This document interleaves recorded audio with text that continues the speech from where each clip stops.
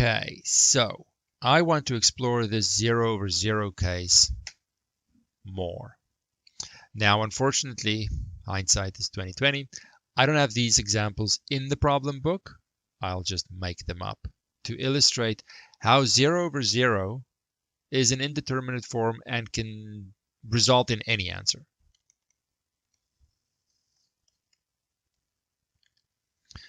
Okay, so let's look at some examples. The first thing I do is look at the form. That's my choice.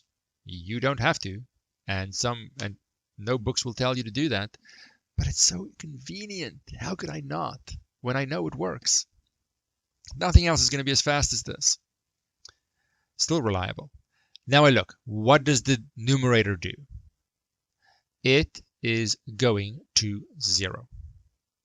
What does the denominator do? It's also going to 0. Okay. It's not the answer I was hoping for, or the form I was hoping for, but at least it tells me, okay, now go and look at this function and see if I can clean it up and look at a behavior of a simpler function that's equivalent. Okay.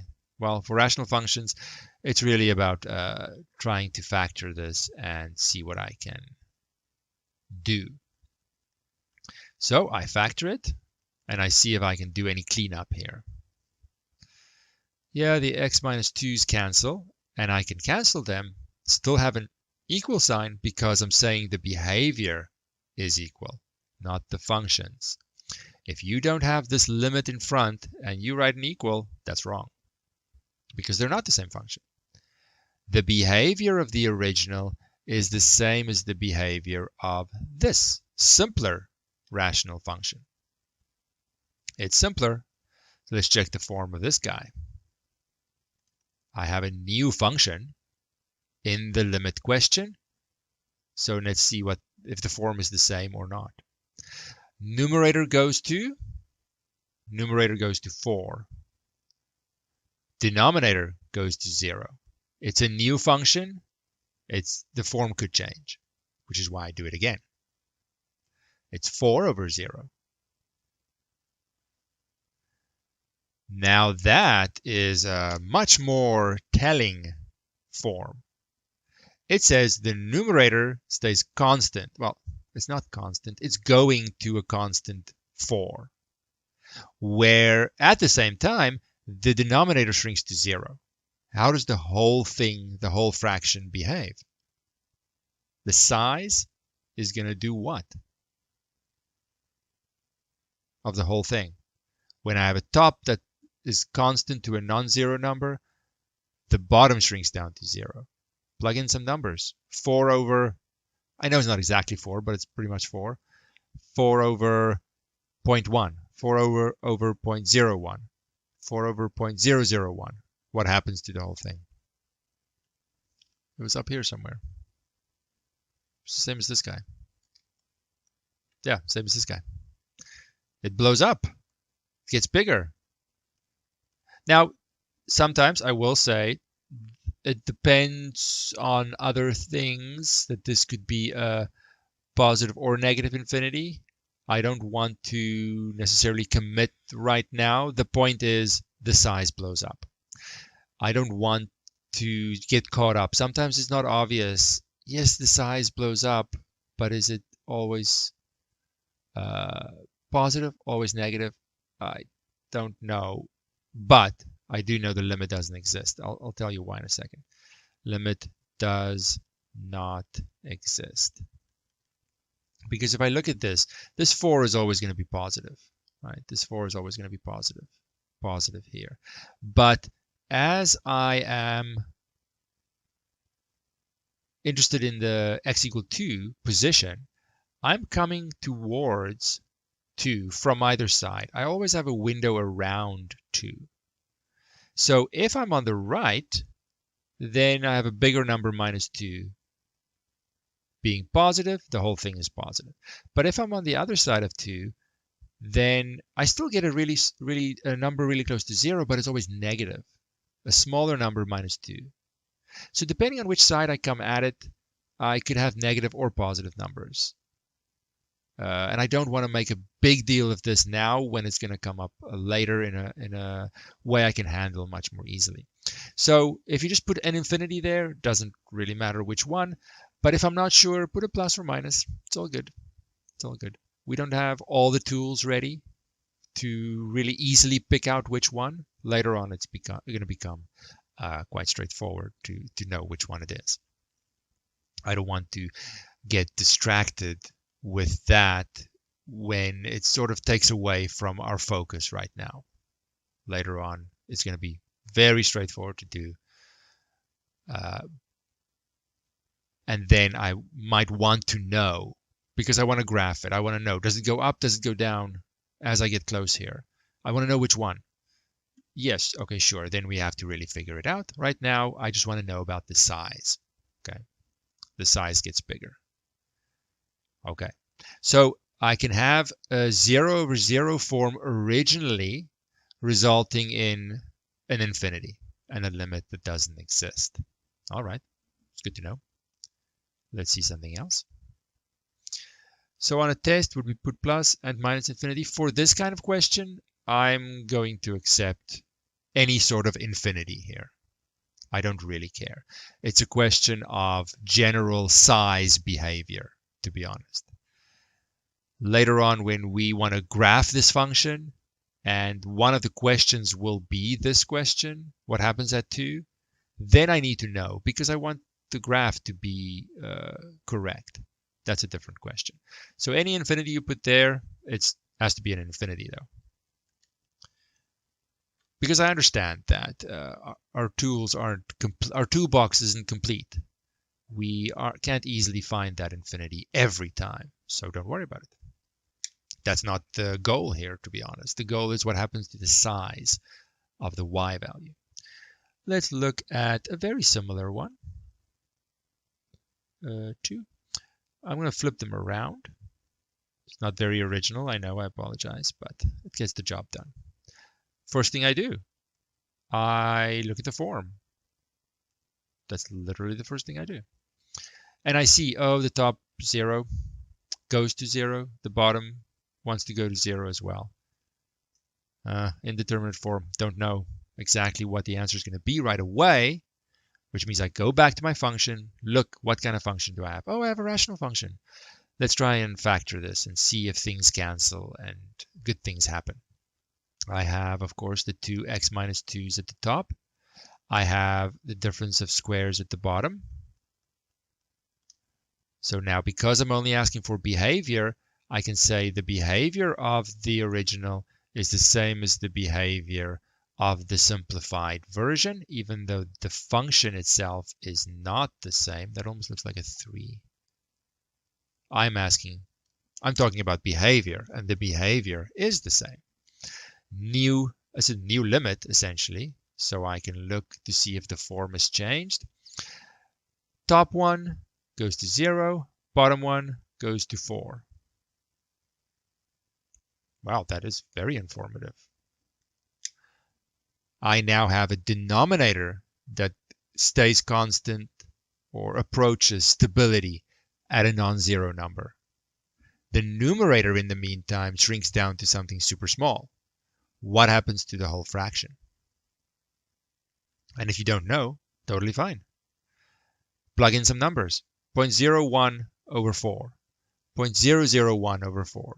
0.0001 over 4. It's going to shrink down to 0. Does this limit exist? Yes or no?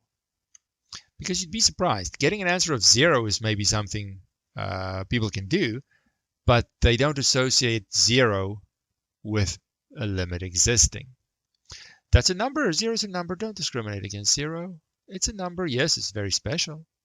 It's just a number. Limit exists.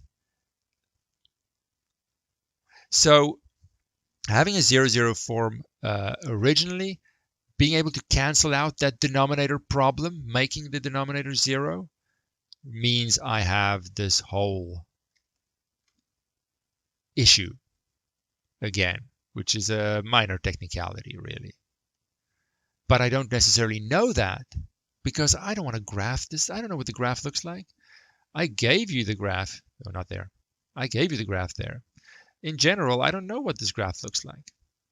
Behind the scenes, when I have a 0 over 0 form that I can sort of get rid of, it shows that at the y value of 0, there's just a little hole there. Nothing major happened. Nothing to be concerned with.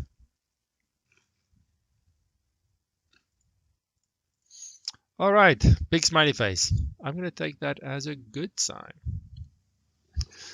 So we see that 0 over 0 can result in different answers, which is why it's called an indeterminate form, because we can't determine the answer just from the form alone. How did we get 0 over 4? You see what happens to just the numerator when x goes to 2. Well, the numerator is x minus 2. 2 minus 2, 0. So the numerator alone wants to go to 0. The denominator is x plus 2. Close to 2, it wants to go closer and closer to 4. 2 plus 2. So now I have an interaction of a numerator and a denominator that does different things. The numerator, what it does is shrinks down to 0. Denominator, no, it's going to happily go to 4. Never going to be perfectly at 4, but they're going to be so close. And that numerator is going to force the whole fraction to shrink down. The denominator doesn't balance it and try and counter it and try and do anything. So the numerator determines what the whole fraction is then doing. But initially I couldn't see it. Initially, technically, the numerator and denominator both go to 0. And then it's a question of how do they interact? How fast do they go to 0? What other things are they doing? Well, it turns out the numerator goes to 0 much faster than the denominator, and the denominator can't keep up. But I can't see it in the original form. Okay, one more example. I look at the form of this limit because regardless, it's going to tell me something. I hope for a lot, but I'll take a little. When I plug in a 2 in the numerator, I get a 4 plus 2 is 6 minus 6, 0. And the bottom is also 0. So I can't say anything immediately. I need to go and look at the function, look at the specifics, and see if I can somehow clean it up, somehow clarify what's happening. And like in the rational function case, factoring, trying to cancel the denominator is often my best attempt. So can I factor the top? I hope I can. It's a plus 3 and a minus 2. Now please be aware that just because I have 0 over 0, just because I can factor the numerator doesn't mean I will always cancel something. Look at this first. Okay, the first one is a bad example. I still canceled something. I think we're going to get to something where it's not necessarily the case. And even if I can cancel something, I might not cancel out the problem, making this whole thing undefined. There's absolutely anything can happen.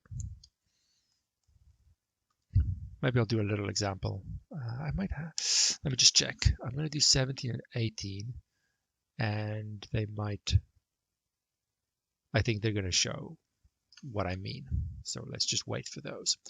So now I see. Ooh, yay! I can cancel the x minus 2s, and the x minus 2s were the problem. Well, there was only one in the bottom. So the behavior of this original function is the same as the behavior of x plus 3, which doesn't have any problem. It's a polynomial. It's great. Plug it in. It's defined everywhere. It's 5. 2 plus 3.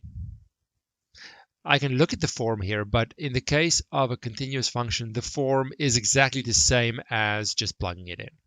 And it's a little unnecessary to double up with something that's overkill. Of course, limit exists. So, to sum up,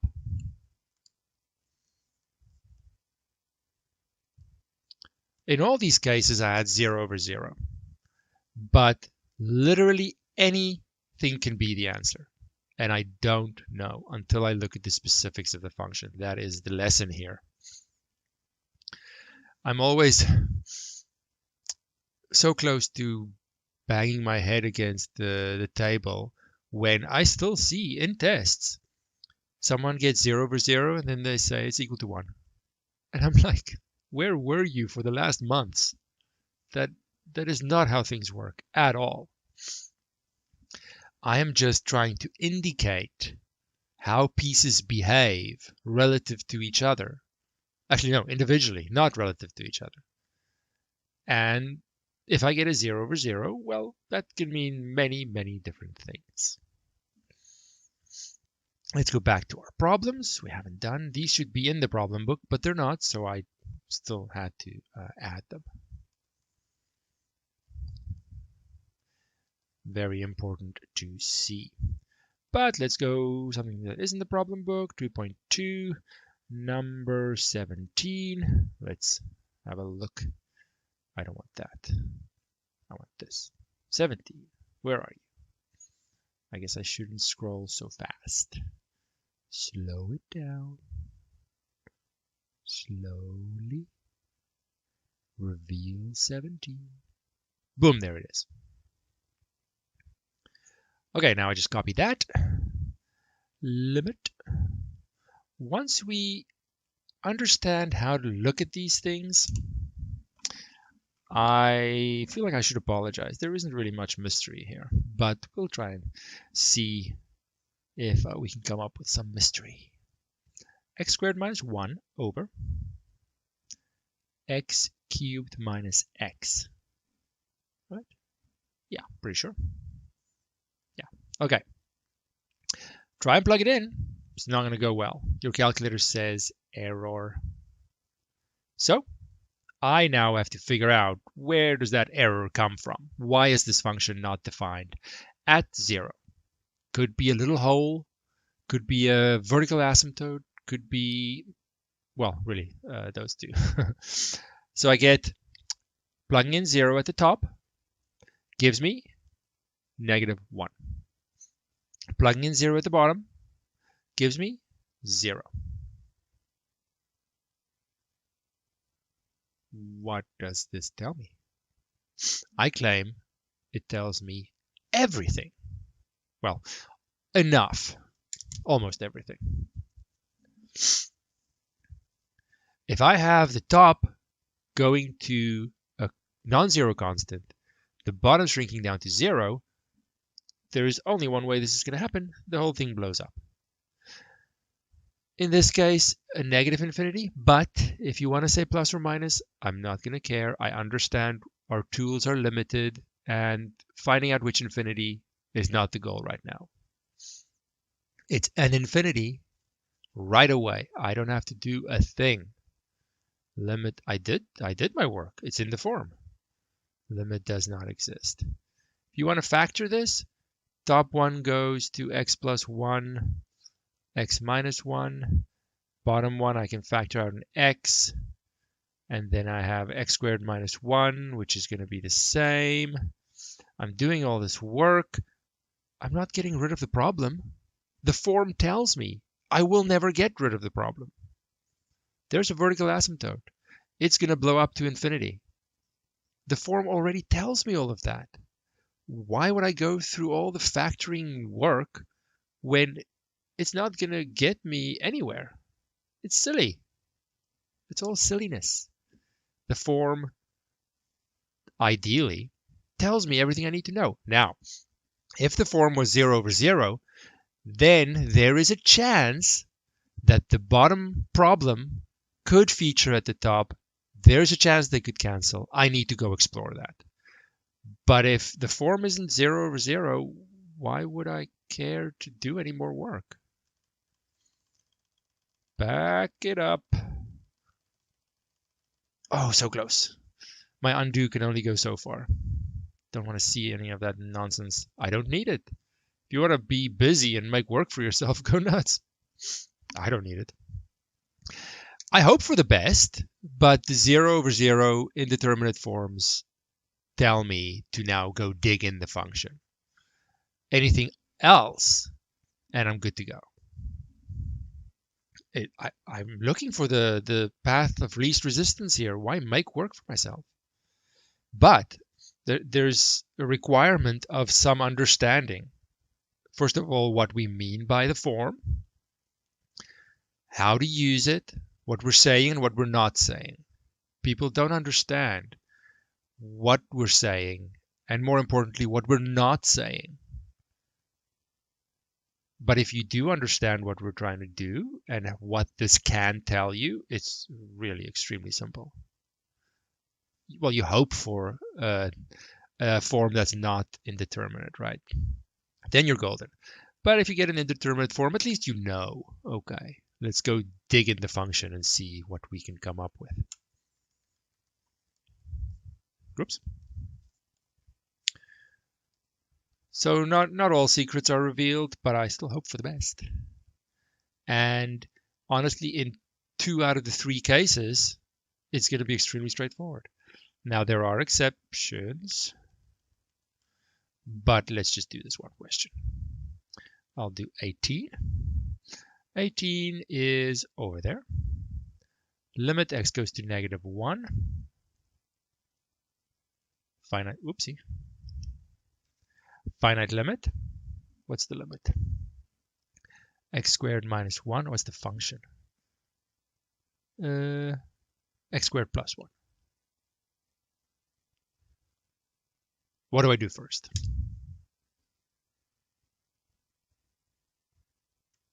Nothing. I do nothing.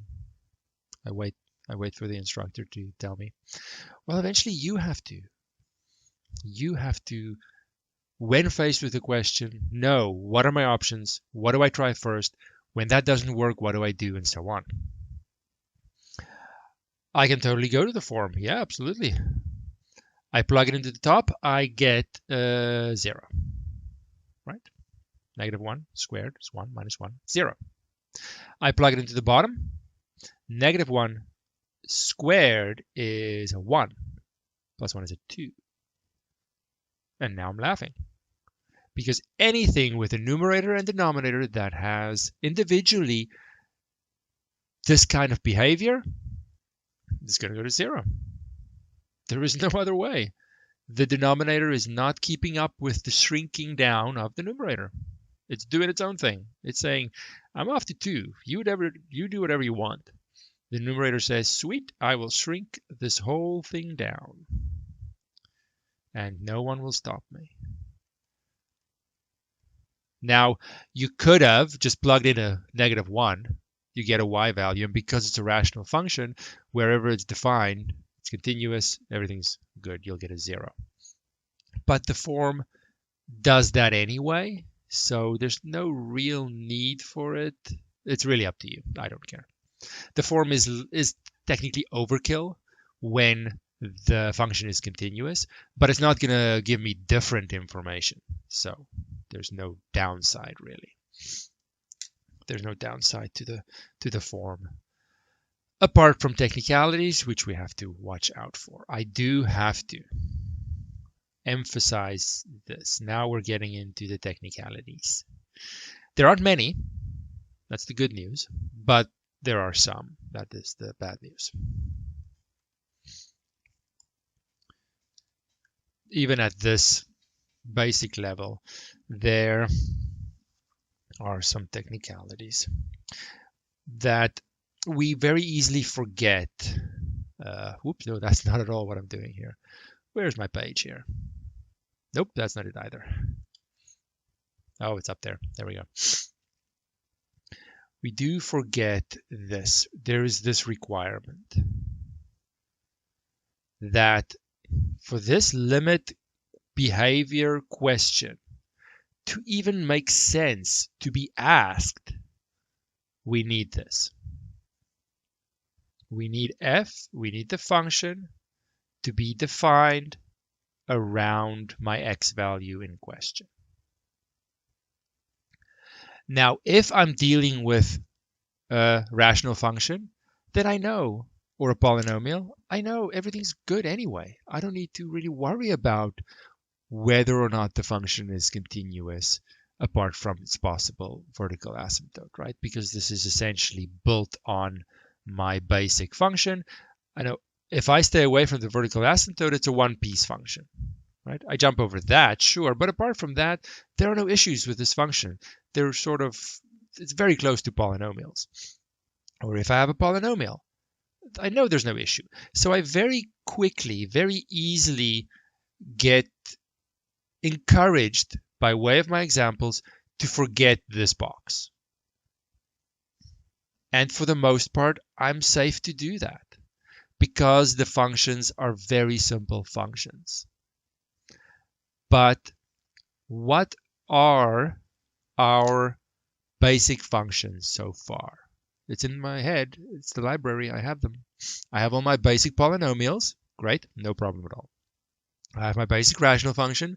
Sure. Apart from a vertical asymptote, which the 0 over 0 form is going to point out. No problem. But I have other functions, like the square root function, which does present a teeny tiny problem. Teeny.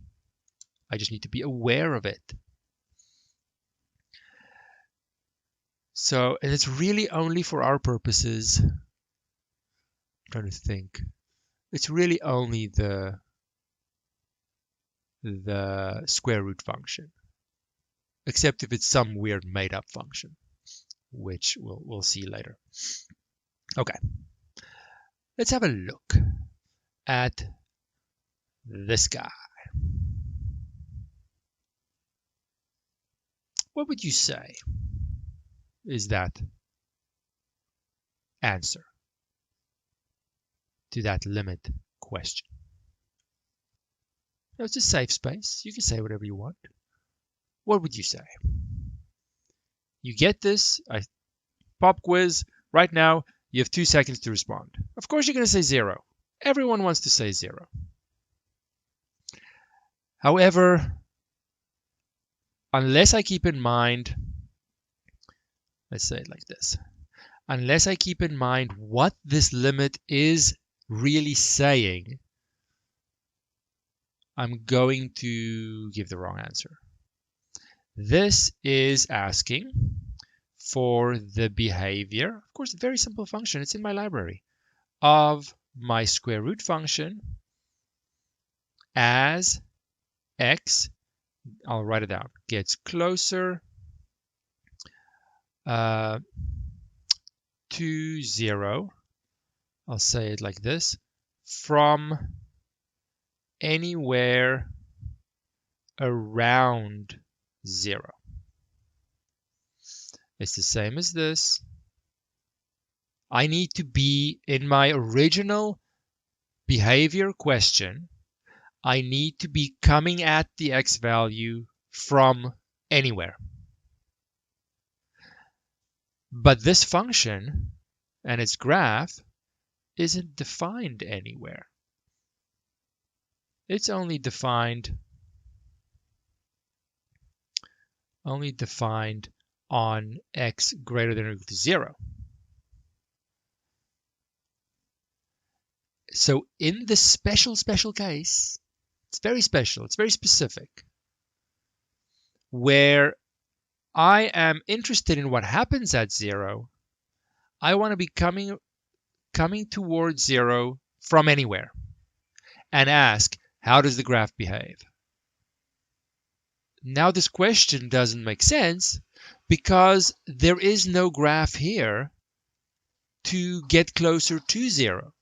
I can't travel along anything on the left side because there is nothing there. It is a technicality. It's a feature of this square root function only being defined on half the x values. And for that reason, because of the definition of the limit that we are hiding a little bit, this does not exist. Because the question is not fitting the function. The question doesn't make sense. However, if I ask for the behavior as x goes to 1 of the square root function, totally fine. Let's put 1 up there to exaggerate. I can travel towards that point or that x value from either direction, no problem at all.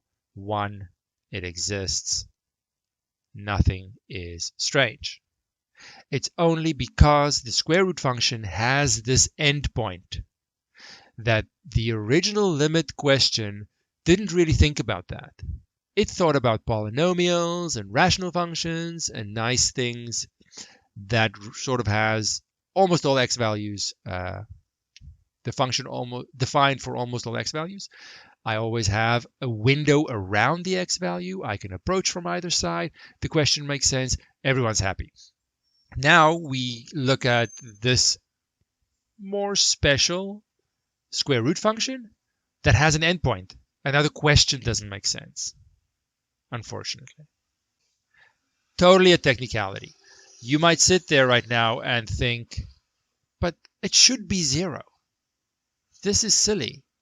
And I totally agree, it is quite silly, but technically doesn't exist. However, this is a basic function. The answer shouldn't be doesn't exist. I accept that it is, but there's behavior that is predictable, stable. I want to say more about what happens at 0. Why do I restrict myself to looking around 0? Why don't I just look at coming towards 0 where there is a graph for the question to make sense? Sure, there's no graph on the left, but who cares? I have a graph on the right. I can come towards 0 from that side. And because of this reason, they very quickly realized that, okay, this original limit question, this limit is a two-sided limit. It's a behavior from either side. But that's not always an appropriate question to ask. We want to say more in the cases where there is something to say by just restricting ourselves to only looking from one side. If there is no other side, then let's not care about that. Let's care about the side where we have a graph and change this question just a little bit. So let's do that. There's obviously a nice behavior there. Let's just change the question to allow us to do that. We can ask for the behavior of, well, it doesn't matter what the function is, as x gets closer to some c value, could be 0, could be anything.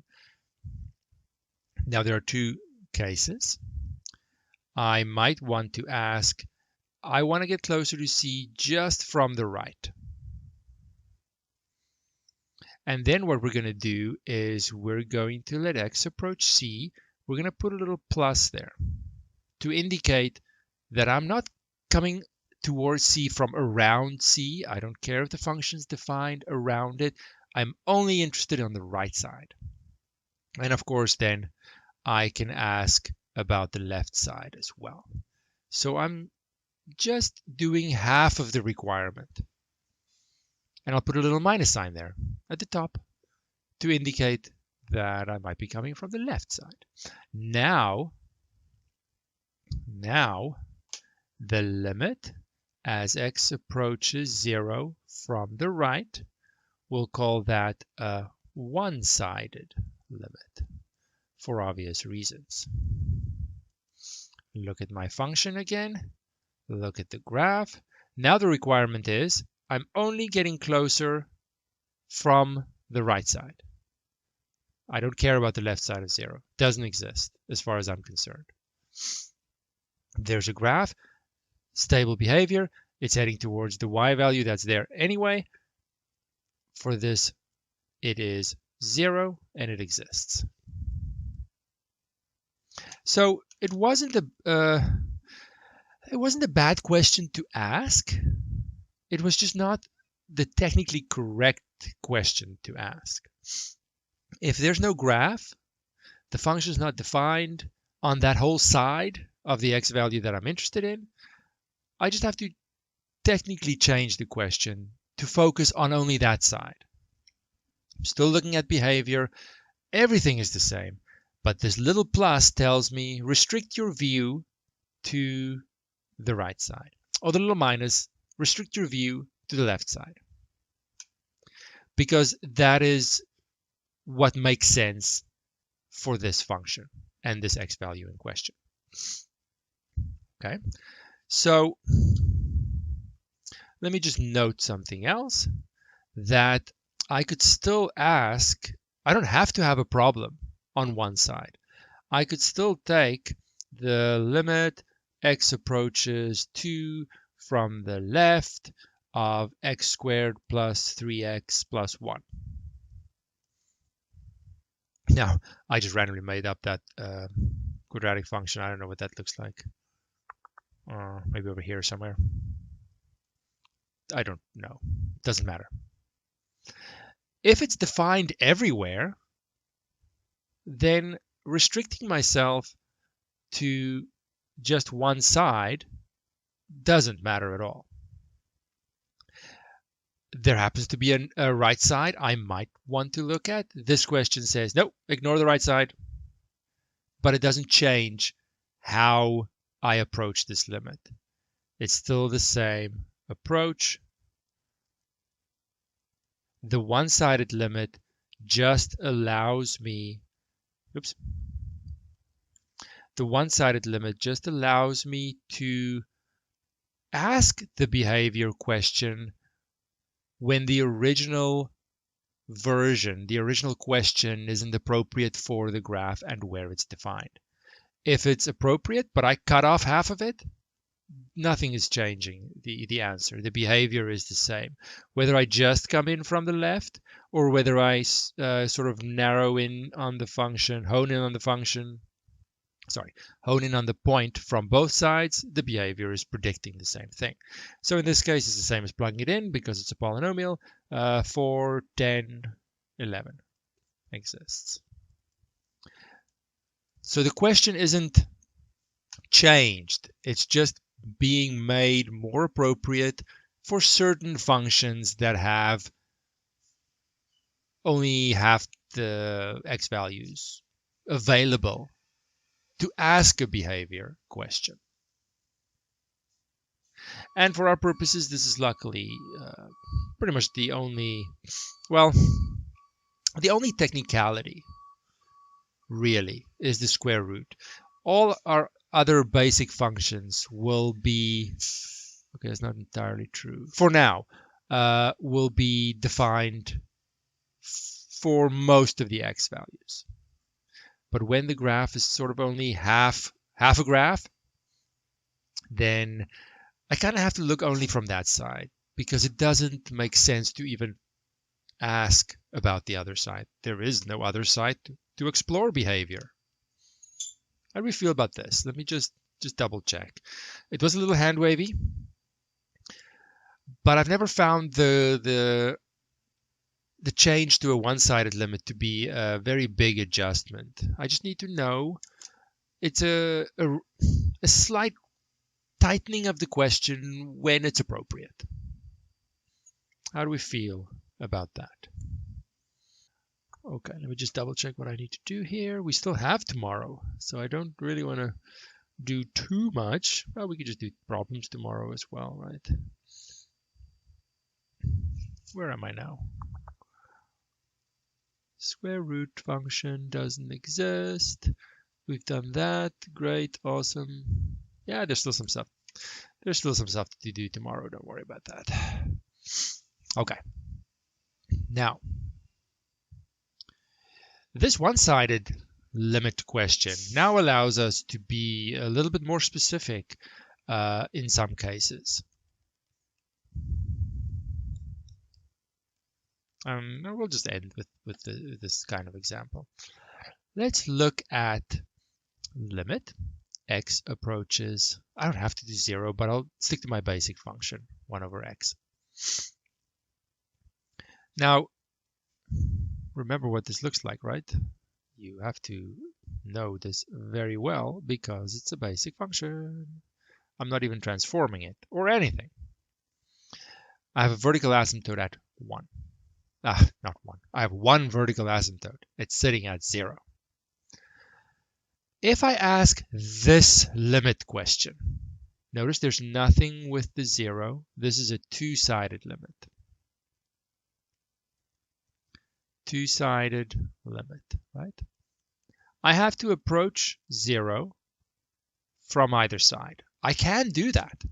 I can. The function is defined around 0. Remember, I never care about what is happening at the x value. I have y values around 0. No problem at all. I can explore and investigate the behavior. And the behavior says I am blowing up in terms of the size of my y value. Doesn't exist. Does not exist. And I can't really say an infinity because the behavior on either side is different. If I come at 0 from the right, the y value is blowing up positive. So let's write that in our limit language. I'm approaching 0 from the right.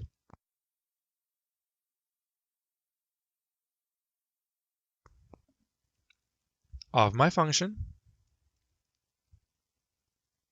Then I can say it's infinity. It's positive infinity. Yes, it still doesn't exist because infinity is not a number, but at least I am able to say, in addition to not existing, I can say it blows up positive. And I can say, if I approach 0 from the left, it's going to blow up in size, but negative. Yes, still doesn't exist. Fine. But I'm able to say how it behaves. So in situations like this, where the behavior is not the same on each side, I really, for the two-sided limit, can't say anything. I can't say plus or minus infinity because that only meant I don't know which one it is. It's one of them. I just don't know which one. And I don't care about figuring it out. That's what we did. Was there an example here somewhere? Here. It was, well, okay, that's not true. Bad example. We didn't know what to do here at this stage. When I have behavior, we'll come back to that one in a second. When I have behavior, I know it's blowing up in size, but I don't know which one it is. We didn't know what to do at that stage, but we wanted to say more because we knew it was infinity of some kind. The two-sided limit really can't say anymore, even though it wants to. We just didn't know what to do at that stage. We understood it didn't exist. We wanted to say more. We didn't know what to do. But when we have the one-sided limits, we can now be more specific. We just couldn't do it at that stage. So we need to go back. Where is this one? This one? Nope, not that one. This one. We really can't say any of this, unfortunately. So let's just redo that one. X plus 2, x minus 2. Example. Limit x. No. X goes to 2, right? X plus 2, x minus 2. Now, I don't want to go through a whole song and dance here about the transformations. What we could do is instead say, let's just from the start look at what happens when I approach 2 from the right, what happens when I approach 2 from the left, to see a little bit better, multitasking, to see a little bit better what's happening here. Same function, but let's just from the start split up the sides, because I suspect, maybe I'm not sure, I suspect something like this is happening. And if you do the transformations, you'll see it is. but I don't know which, I don't know. I think there's different behavior on either side. So this one, I really can say nothing. But if I explore by way of the one-sided limits, maybe I can do a little bit, right? So let's, now of course I am assuming that I don't want to spend the time to do the transformations. If I have the graph, of course I can read it off the graph, super easy. I don't know what the graph looks like, I just want to know the behavior, okay? So I don't have that crutch to lean on. What is the form of this first one? Well, if x gets closer to 2, then x plus 2 is getting closer to 4. No question.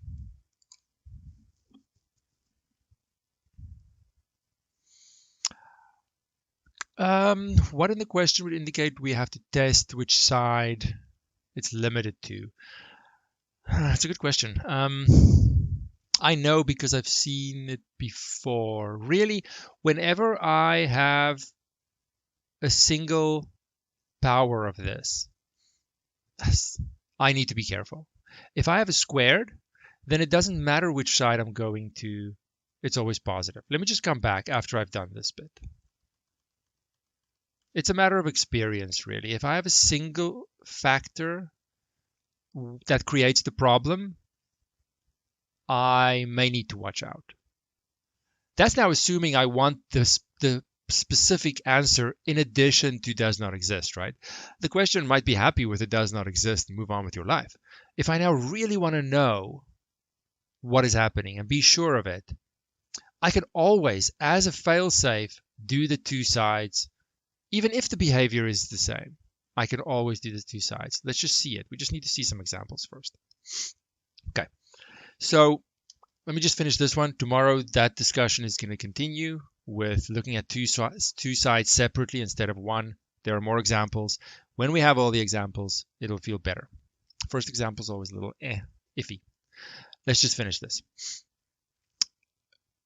If x gets closer to 2, regardless of which side, x plus 2 is going to get closer to 4. Done. If x gets closer to 2, I know x minus 2 is getting closer to 0.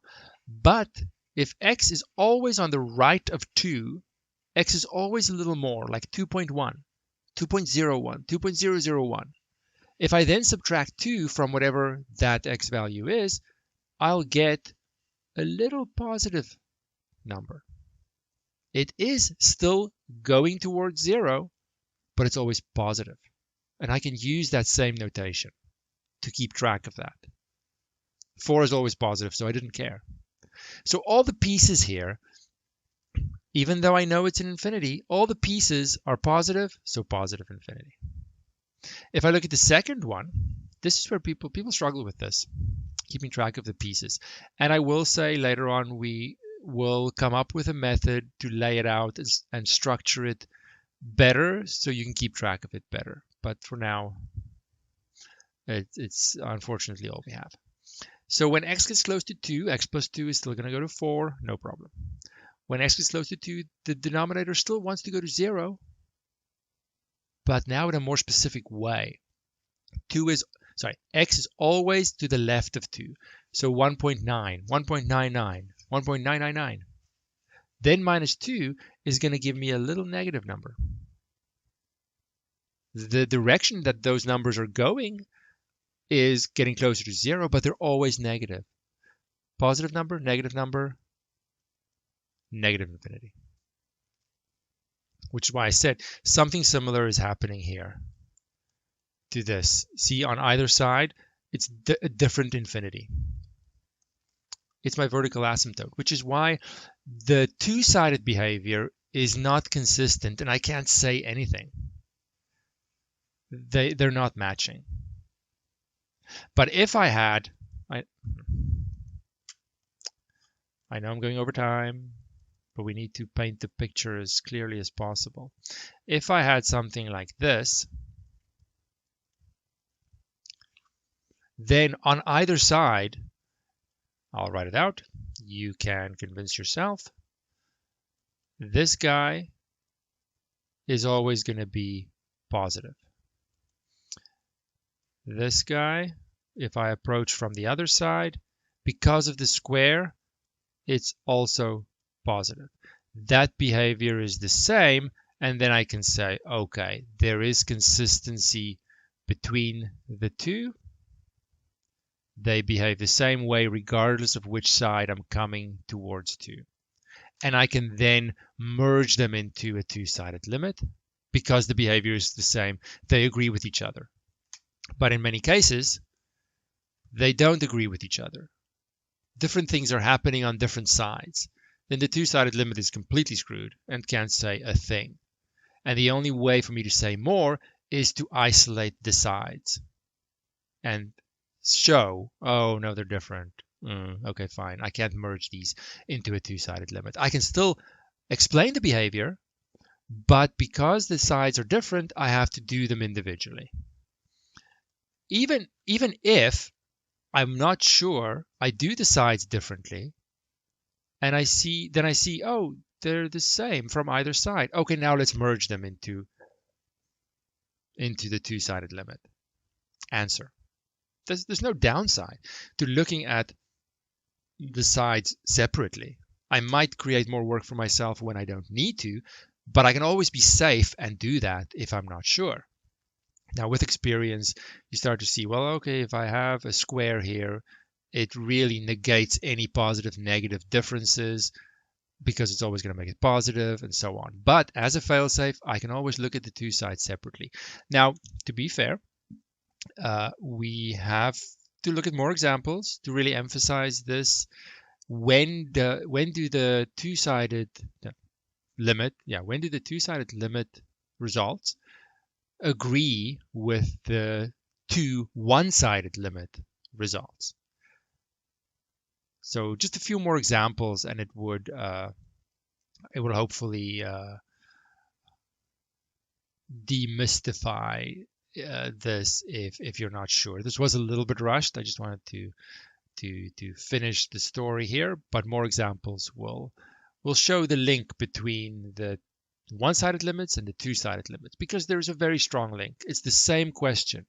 It's just a matter of how does limiting myself to one side only allow me to say different things or confirm the two-sided case and so on. They're not different questions. They're just one is sometimes a little safer than the other, and I need to do the one-sided limits to be more specific and to be able to say as much as I can. All right, I'll stop my rambling there. I just tried to squeeze it in. Feel free to watch the video again, but we will repeat this issue, this topic tomorrow, because tomorrow is technically the one-sided limit day. All right. Let me know if you have any questions, or let me know tomorrow after you've thought about it a little bit.